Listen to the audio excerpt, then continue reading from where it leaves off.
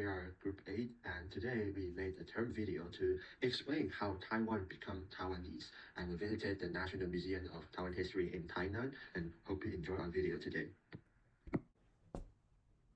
Yeah, so first let's welcome Yuga to explain the Taiwanese consciousness within the Dutch period. With our group, we found this mural in the kids section of the museum, but if we look carefully, there's a lot of things to be learned from it. It's a mural from the time 1640, which is when Dutch colonial rule had already been well established. A few things we notice is that there's a VOC flag hoisted at the highest possible point, and there's multiple ships. There's a Dutchman wearing a priest's outfit, which shows the presence of Christian missionaries on the island. There's also one of the first European maps, which included Taiwan, in the upper left corner of the map, and it's by a Dutch cartographer named Beatrice Planches. There's a common misconception that the Dutch were not violent colonizers, especially when compared to the Japanese, but this is false, and the mural shows their use of physical force and violence because there are barrels of guns everywhere in the ships, and in every corner of the mural there is at least one Dutchman holding arms as well. But what might be the most interesting thing about this mural is the depiction of interactions between the Dutchmen and those who were already inhabiting Taiwan. In the middle of the picture, we see indigenous groups with feathers in their hats, open vests, bare feet, and they are discussing with the Dutchman. However, there's also depictions of Chinese settlers wearing long robes and sandals on their feet, discussing with the Dutchmen as well. These three groups never intersect in this mural, and this can show us that in this period there was no unified Taiwanese-ness.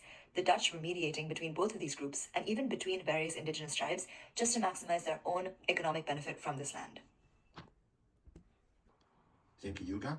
And then here we come to the Koxinga period, and Jean will talk about how Taiwan became Taiwanese with her special knowledges and insights. Let's welcome Jean. So next we're going to talk about Koxinga period. We believe that what he has influenced Taiwan the most is the values that Taiwanese people firmly believe in, especially through the integration of Confucian values and the elevation of Taiwan's geopolitical importance. His promotion of Confucian principles such as loyalty, filial piety, and the pursuit of education led the ethical and cultural foundation for Taiwanese society by establishing Confucian schools and building institutions like the first Confucian temple in Taiwan. He ensured that these values were permeated deeply into social fabric, and these principles continue to resonate in modern Taiwan, influencing attitudes toward family relationships, education, and social responsibility. On a broad scale, Koxinga recognized Taiwan's strategic location at the crossroads of East Asia. He transformed the island into a vital hub for maritime trade and a base for resisting the Qing dynasty. Taiwan became a key connector between China, Japan, and Southeast Asia, laying the groundwork for its role as a crucial player in regional geopolitics. Koxinga's actions also set the precedent for Taiwan's importance in global history, demonstrating its ability to influence power dynamics far beyond its shores. This legacy continues to resonate today as Taiwan remains a critical node in international trade and geopolitics, embodying a spirit of resilience and strategic relevance. All right, thank you, Jean. And now it is the Jean rules time. And when visiting the museum, we found something very interesting about the Mazu pilgrimage. And Kanda thinks that there is something to do with the Taiwanese consciousness. So let's welcome Kanda to explain more about this period. I want to introduce the Taja Mazu pilgrimage. It's an annual celebration in Taiwan where the Mazu statue is carried in a litter from Taija, Taitung to Chiayi. The pilgrimage was created during the Qing rule when Li migrated from Mazu Island to Taja with a copy of Mazu, but according to Chinese legend, copies of a deity must periodically revisit their predecessor to recharge their spiritual energy. Today, the pilgrimage is well beyond religion. In 2010, the Ministry of Culture Bureau of Cultural Heritage designed the Taja Mazu pilgrimage as nationally significant folk traditions. During the Qing rule, other symbols appears, like the Taiwanese language, which is spoken by 70% of the Taiwanese population now. This language appears during the Dutch colonization when the Hans from the Fujian province came to become farmers in Taiwan, but it's during the Qing period that the language really was developed. The land contracts also help because it brings more Han in Taiwan. Today the language still held far, but it's really a symbol of the Taiwanese identity. Okay, thank you, Kanda. And next, we arrive to the Japanese colonization. And Margaret will explain more about the assimilation and some economic development by the Japanese rules. Let's welcome Margaret. Taiwan's journey to its modern identity is a fascinating tale of cultural transformation. In the early 20th century, during Japanese colonization, 1895 to 1945, Japan learns the Kominka movement, literally meaning to become the emperor of subjects.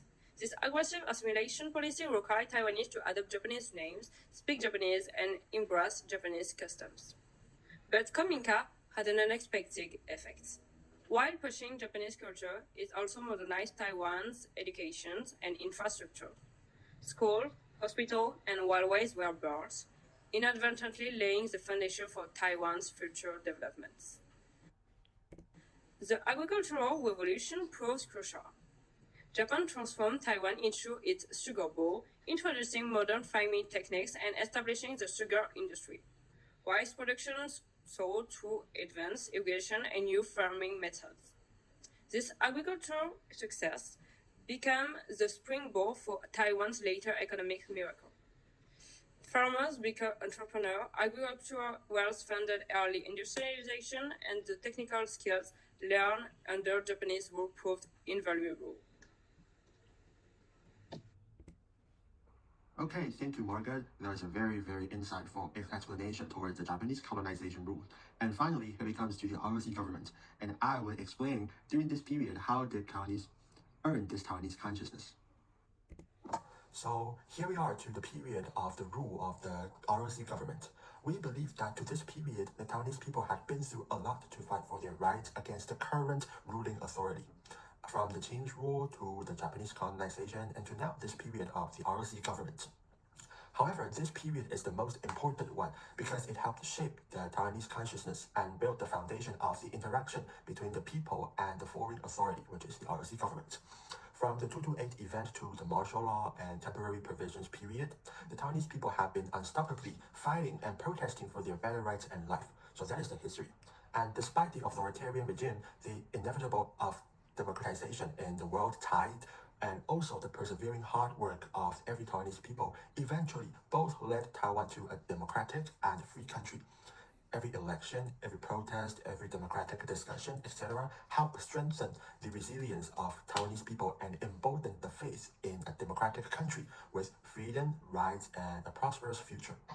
And in spite of the outer threat, with the value of the Taiwanese peoples, we face the common threat, which is the communist China, by these common faiths. And these faiths push Taiwanese people together and closer for us to face the threat together. So the most important question is, how did Taiwan become Taiwanese? We would say by being over and over mixing different cultures together, despite the differences between each other, Taiwan eventually found its way. But how? We would say, with every pass of its history, Taiwan became stronger to defend the rights of their own. And most importantly, to become Taiwanese, Taiwan found its own characteristics, which are democracy and freedom. So with these two core values, or also known as the Taiwanese consciousness, we believe we kept the promise to protect these two. And thanks to the former Taiwanese people, we now can enjoy these two core values and let them become the Taiwanese value within every Taiwanese people's heart. And just like the picture on the slide shows, that the Taiwanese consciousness, thanks to the former Taiwanese people, is formed with different part of the history, which contributed to today's value, democracy and freedom. Alright, so this is our whole video, and the picture is us, the whole group in Thailand's National Museum of Taiwan History, and I hope you guys like the video. Thank you.